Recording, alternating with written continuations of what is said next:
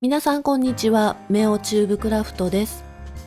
この動画では 15mm の幅、20mm の幅、2つのサイズのストラップの作り方を紹介します。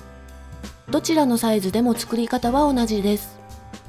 ポーチやバッグのサイズに合わせてストラップを使い分けてください。早速始めていきましょう。15mm の幅で作る場合、6cm×31cm の布を1枚、15mm のナスカンを1つ用意します。20mm の幅で作る場合、8cm×31cm の布を1枚、20mm のナスカンを1つ用意します。布を裏に返します。薄手の布を使う場合、接着芯を利用すると良いでしょう。今回はこちらの接着芯を利用しています。接着糊がついている面を表布に重ねます。アイロンを当てて接着芯を貼り付けます。15mm の幅、20mm の幅、どちらでも作り方は同じです。15mm の幅を例にして作っていきましょう。半分に折ってアイロンを当てます。布を開きます。上下の布を中央に向かって折ります。アイロンを当てて形を整えます。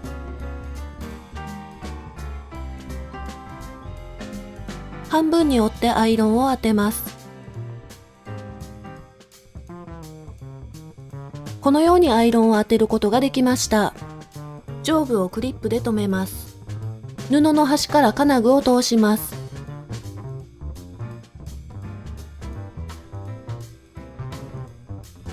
金具を通したら布を開きます。中表の状態で布を重ねます。布がねじれないように気をつけましょう。クリップで留めます。縫い代1センチで縫います。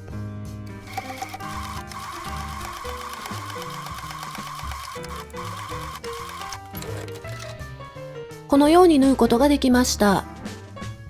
縫い代を開きます。このように布を折ります。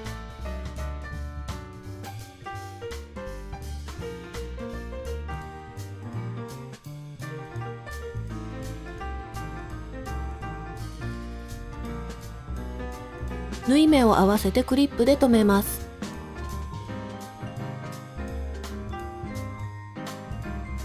形を整えます。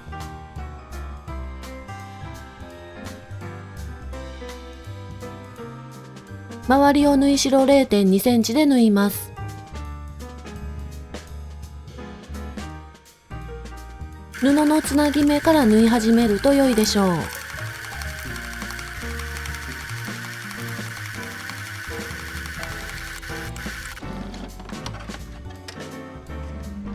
反対側も縫います。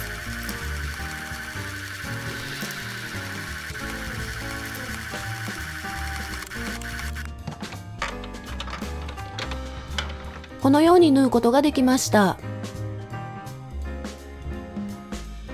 縫い目の重なる部分と金具の位置を合わせます。このような感じです。端から 1.5 センチの位置を縫います。強度をつけるため2、3回繰り返して縫います。このように縫うことができました。以上でストラップは完成です。こちらが 15mm の幅です。こちらは 20mm の幅で作っています。ポーチやバッグのサイズに合わせてストラップを使い分けてください。最後までご視聴いただきまして誠にありがとうございます。また次の動画でお会いしましょう。